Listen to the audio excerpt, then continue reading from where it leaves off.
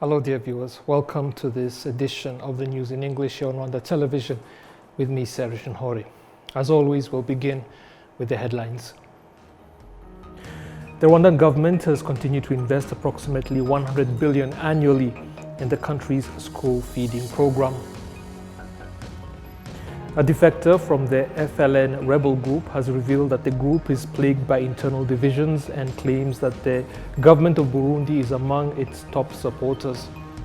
And on the international scene, in the wake of Syria's government collapse, civilians say that they hope the rebels' victory will bring freedom and prosperity to that country.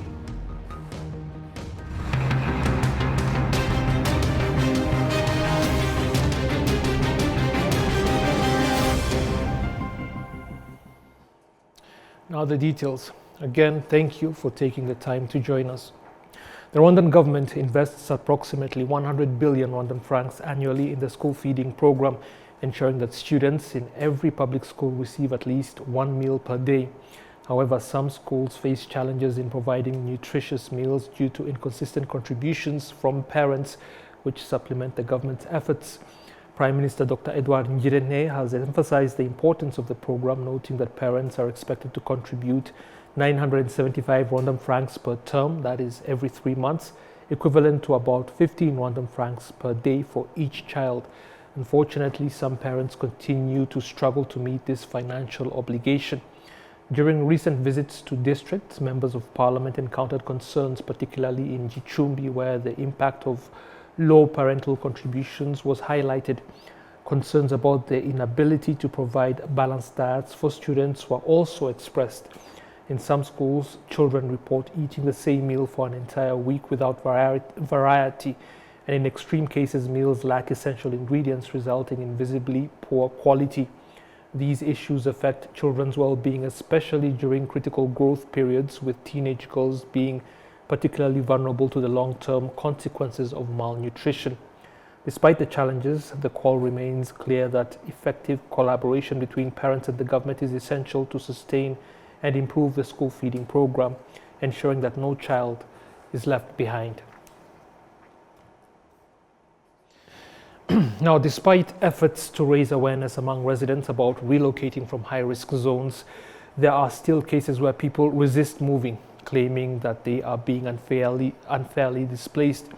This remains a concern, particularly as heavy rain continues to affect several areas, increasing the risk of natural disasters. In Kigali, some unsafe settlements persist, and it is evident that these locations pose significant dangers to their inhabitants. While demolition efforts are underway in some areas, many residents remain unaware of just how severe the risks posed by staying in such locations really are. Prime Minister Dr. Edouard Ngirente has emphasized that the government's priority during periods of heavy rainfall is to urgently relocate people from dangerous areas rather than waiting for disasters to strike. This approach is part of a broader effort to improve Kigali's urban planning while promoting environmental conservation. The Rwanda Meteorology Agency recently announced that the first half of December is expected to experience above average rainfall compared to typical levels for the same period. In response, the ministry in charge of emergency management has urged citizens to take precautions, including relocating from high-risk areas, reinforcing roofs, avoiding sheltering under trees during storms, and refraining from crossing rivers or streams during heavy rainfall. These measures are vital in safeguarding lives and minimizing the impact of disasters caused by adverse weather conditions. Now, as I told you in the headlines, Jean Damascene Karimunda, who decided to leave the FLN rebel group, has revealed that the group is plagued by internal divisions and claims that the government of Burundi is among its supporters. After returning to Rwanda, Jean Damascene, a native of Nyabihu district in the Western province, is now calling on his former comrades still in the group, which harbors hostile intentions towards Rwanda, to lay down their weapons. He has emphasized that their efforts are futile and will not achieve any meaningful outcome. He has also detailed how people are being held hostage after joining the group, fed misinformation about the situation in Rwanda, with claims that anyone who returns peacefully will be killed. He has also revealed that the group is engaged in sex trafficking, sending young girls abroad in exchange for money. Jean Damascene Karimunda apparently defected from the FLN after being sent into Rwanda as part of a group meant to fire on both civilian and military positions so as to give the impression that the country is not secure. He says he has heard that his former commanders say that he is dead, which is obviously not true, and therefore urges others left behind to stop wasting their lives on what he calls a hopeless cause. Moving on, environmentalists and investors in conservation projects, particularly in the restoration of wetland areas, recognize this as a crucial approach to developing the economy of Rwanda and Africa as a whole. The continent is rich in diverse animal and plant species, benefits economically from preservation and of these protected spaces. We have the details with Olive Nete. Umusambi village, a beautifully restored wetland area located in Masaka Chishiro district, is home to 138 species of birds, including the grey-crowned crane, palm-nut vulture, fan-tailed widow bird, speckled mousebird, malachite kingfisher, and so many others, as well as 4 species of butterflies. In the morning hours, Providence Wanyirigira offers tours to visitors, allowing them to enjoy the serene atmosphere and natural beauty of the area. The people, they can come here to visit Musambi village in order to see the successful story of saving the cranes in the Rwanda. But apart from that, this place, the people, they can visit this place because psychologically and physiologically it's more important. You can see here there is more species of plants. Some they can be medicine, traditional medicine. They are really cool, so beautiful, and I love them. I'm from Spain, and they are not in Spain, so it's fantastic to see the creatures here in Rwanda. It's a good idea because it's important to serve them, to save them. It's an important mission.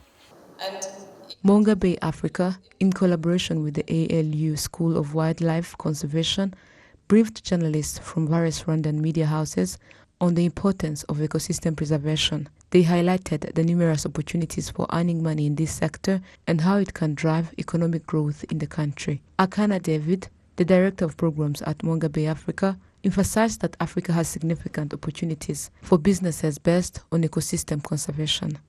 We are looking at journalism, which is a fundamental and critical part of how you build a nation, but from a solutions perspective. What we are simply saying here is that if you look at how Africa has been, reported on by the Western media for decades and decades, it's often from a very negative perspective. But this is not a full reflection of the African continent. There are a lot of very positive things happening across the African continent. And what we are saying is that do a balanced, a nuanced, and a fair reporting of the African continent, meaning that the things that are working also show them.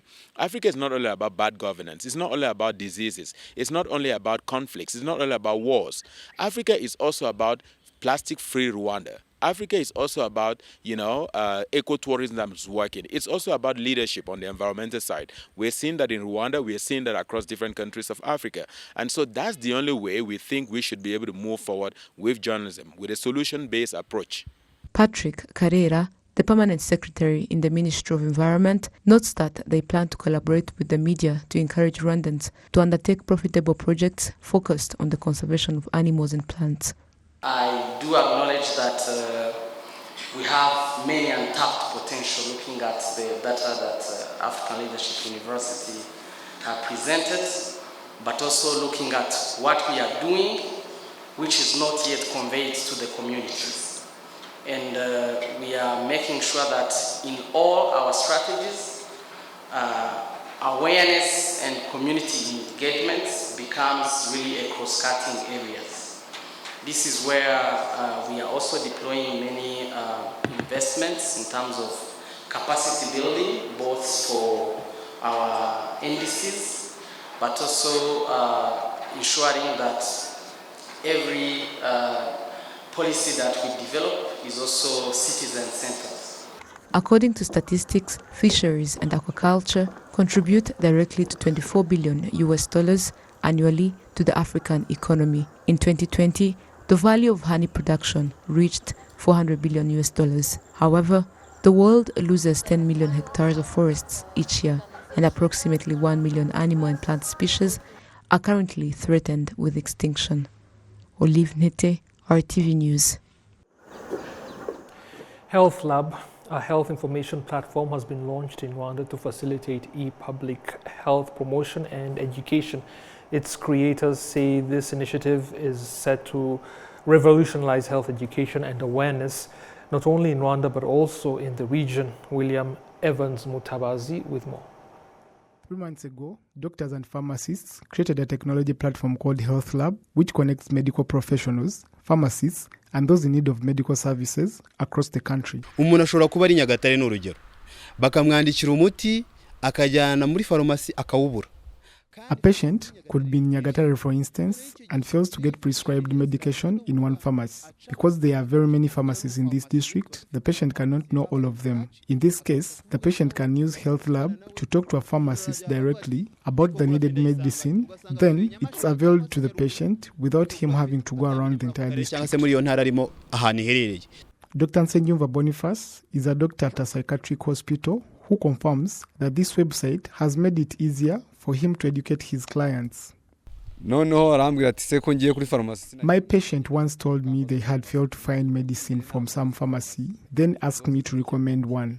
I honestly do not keep record of pharmacies with certain medicines and those which do not. So I recommended them to try this website on the part that says, if you need medicine, ask the pharmacist. They later told me it helped them to find the medicine.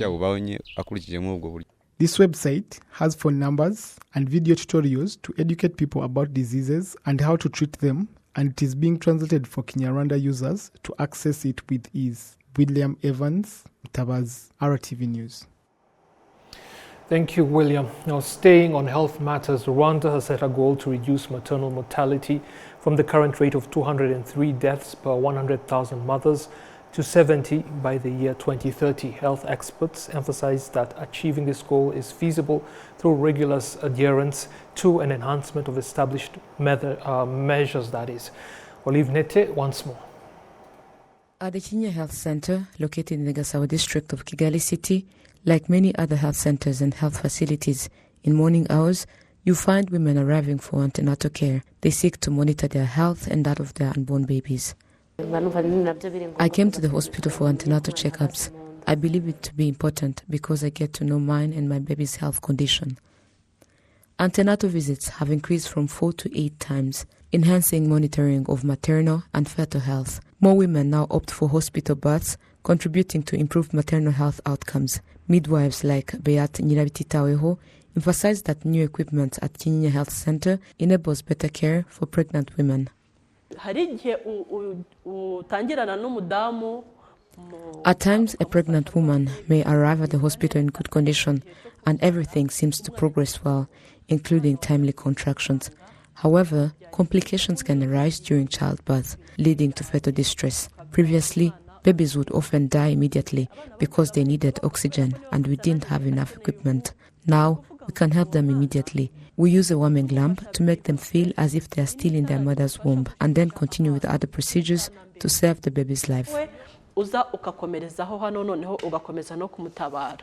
These measures are part of Rwanda's government efforts to reduce maternal and infant mortality. They include decentralizing health services through community health workers, health posts, health centers, and hospitals. Leaders from health centers in the city of Kigali emphasize that investments in enhancing medical facility capacity have produced positive outcomes.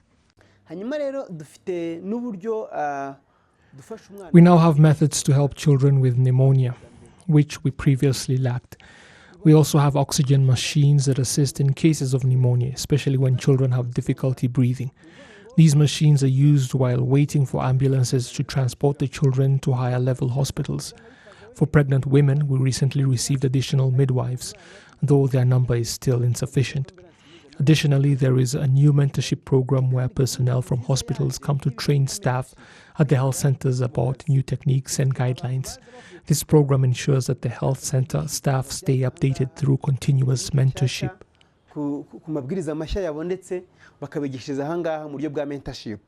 Statistics also show that women participating in prenatal care increased from 27% in 2000 to 93% in 2020. In 2020, 98% of expectant mothers participated in prenatal screening programs. Under 5 years of age, mortality declined from 196 deaths per 1,000 live births to 45 deaths per 1,000 live births in 2020. Over the same period, the infant mortality rate declined from 107 to 33 deaths per 1,000 live births, and the neonatal mortality rate decreased from 44 to 19 deaths per 1,000 live births. Additionally, most women are delivering from health facilities from 27% in 2000 up to 93% in 2020. Also, around 98% of pregnant women were followed in antenatal care in 2020. Dr. Ndahindwa Vedaste, a health expert and professor at the University of Rwanda, attributes these achievements to good governance and collaboration among various institutions. He notes that the implemented measures have swiftly generated significant positive outcomes. Hari indwara zari zugarije umwana n'abanyarwanda muri rusange ngo tunibuka n'uyu munsi abantu bose barabibona ngira ngo n'umuturage yabihamye. There have been many improvements. Children and Rwandans in general were once prone to various diseases. For example, malaria, a disease caused by the Anopheles mosquito. It used to claim many lives, including those of pregnant women and children. Eradicating malaria required immense effort. Additionally, people used to take medications without going to hospital, but significant efforts have been made to bring services closer to the people. Health centers have been built, and we now also have health posts. Another notable achievement is the establishment of community-based health insurance. Rwanda is among the few countries in the world that have successfully established such a system, which has lasted for a considerable period. Initially, people thought it would be short-lived, but now residents see its importance. I attribute all of these achievements to good governance and the visionary leadership of the country.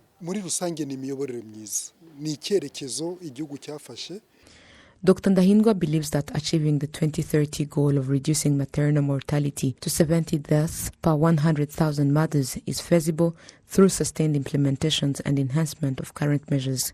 During a recent meeting between the head of state and community health workers, the Ministry of Health emphasized the 4x4 strategy aimed at expanding the health workforce to address ongoing sector challenges. Dr. Sabin Sanzimana, the Minister of Health, highlighted the plan to quadruple medical personnel, particularly by increasing the number of midwives, currently insufficient, to effectively lower maternal and child mortality rates. We recently started the 4x4 program, and it is being carried out successfully. This year we exceeded our target, reaching 146% of our goal. The program's aim is to have more personnel with enhanced skills. We have placed a particular emphasis on midwives, as we previously had few. Our goal is to more than quadruple their number.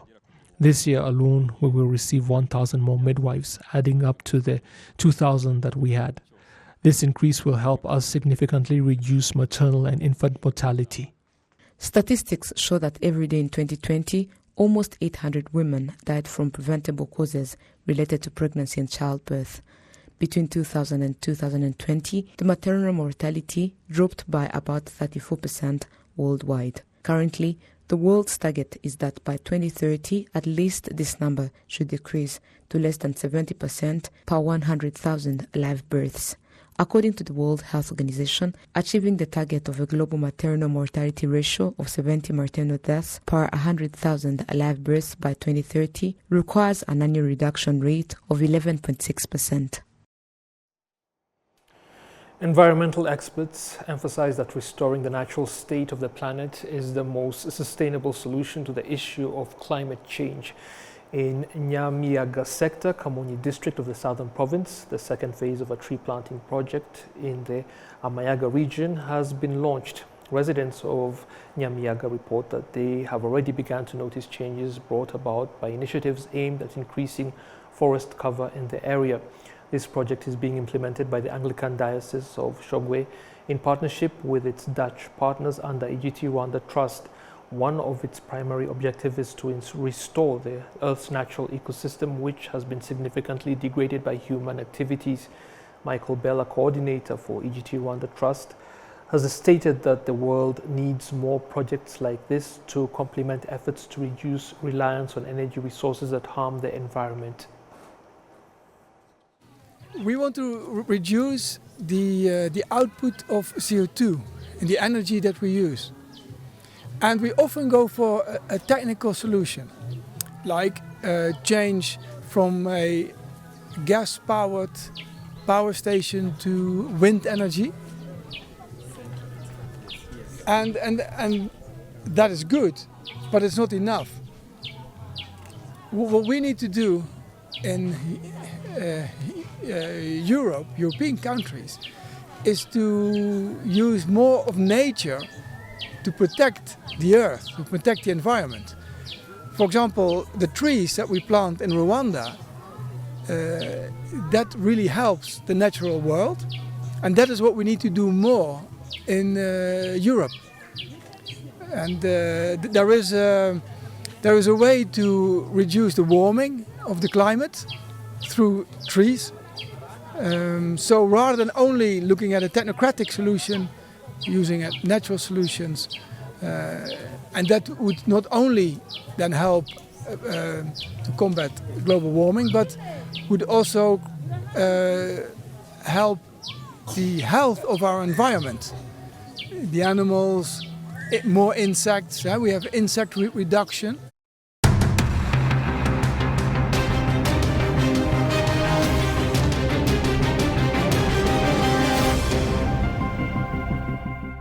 Welcome back. Let us now take a look at news from elsewhere around the world. In the wake of Syria's government collapse, civilians say they hope the rebels' victory will bring about freedom and prosperity. Analysts warn, however, that the future is far from certain at this time of geopolitical upheaval in that country and the region as well. VOA has more. Amid destruction and death left by the lightning rebel advance and Syria's government collapse, civilians say they are cautiously optimistic that what may be a massive shift in regional geopolitics may also be, for them, a change for the better. Autocracy is not acceptable from any side, from an individual or a group in Syria. This is the Syrian people's will: liberty and free and clean elections. Syria is a democratic and civilized country. This is what is supposed to be. In less than 2 weeks, rebel forces have taken over major cities and towns, and now the capital, Damascus. Syrian President Bashar al-Assad has reportedly fled the country. This comes after nearly 14 years of war in Syria, the last few of which are often called frozen. 500,000 people have been killed and 13 million have fled their homes. Many families hope to soon return. We were displaced, but we will return to home soon. I am very happy today, more than you can imagine. The Syrian Civil Defense Force, an opposition aid and rescue group, also called the White Helmets, called the victory the end of this dark period and the start of a new era for Syria. Rebel forces, led by Hayat Tahrir al-Sham, have said they will practice religious tolerance and respect Syria's multicultural population. But some analysts say the group's Islamist identity and past affiliations with other groups, such as Al-Qaeda and al-Nusra, creates doubts about their stated intentions. Heather Murdoch in Istanbul with Muawiyah Atrash in the Hama region of Syria, VOA News. U.S. President-elect Donald Trump and First Lady Jill Biden joined dozens of heads of state attending the Notre Dame reopening celebrations this weekend, 5 years after the iconic Paris cathedral narrowly escaped being utterly destroyed in a fire. The events, including 2 masses on Sunday, offered a bright spot for France amid political turmoil. VOA once more. Stormy weather forced organizers to hold Saturday's reopening ceremony indoors, but that didn't dampen spirits. Paris Archbishop Laurent Ulrich opened Notre Dame's doors Saturday evening through the ritual knocking of his staff. President-elect Donald Trump counted among more than 1,500 guests attending the evening ceremony, marking his first overseas trip since his re-election. Pope Francis sent a message rejoicing in Notre Dame's restoration. French President Emmanuel Macron thanked all those who had helped to save and rebuild Notre Dame. Great nations, he said, can realize the impossible. Earlier Saturday, Macron and Trump held talks privately and with Ukrainian President Volodymyr Zelensky. U.S. First Lady Jill Biden was also at Notre Dame's reopening. Saturday's ceremonies included lots of music. Notre Dame opens to the public Sunday, but crowds still gathered beforehand. As a Catholic, for me, it's super important. It's important for France's history, but it's also important for my religion, and it's also important to show what we are capable of. I'm a Hindu, but as a person of faith, I really like that people all around the world, they come visit these religious places. The 2019 fire that almost destroyed Notre Dame shocked the world. Hundreds of millions of dollars and the work of hundreds of artisans went into its reconstruction, making good on President Macron's promise to rebuild it in 5 years, even more beautiful than before.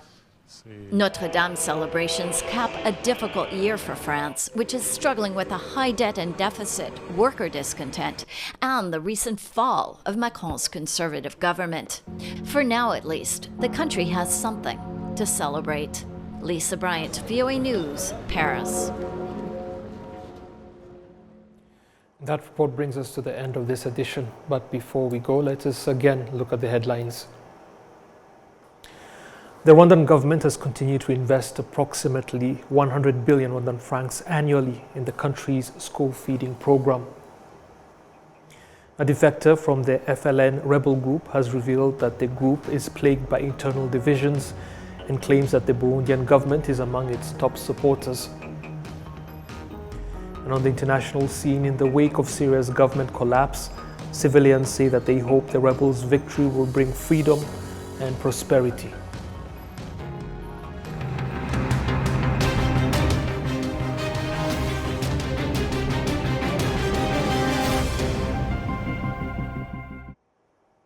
I hope you have a great week ahead of you, and I hope to see you again soon. Goodbye.